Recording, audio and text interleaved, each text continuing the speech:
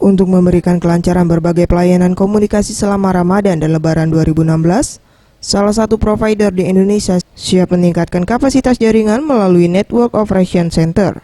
Menurut Alexander Rusli, Dirut Indosat mengatakan, peningkatan akan dilakukan demi memberikan pelayanan kepada pelanggan, yakni dengan meningkatkan tarif suara dan SMS serta kapasitas data.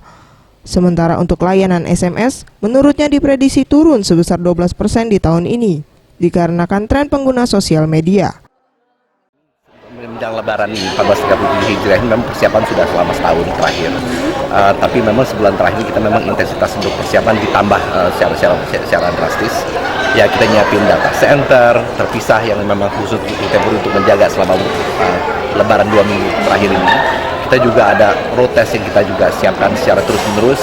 Kemarin juga dengan kementerian kita lakukan road test bersama.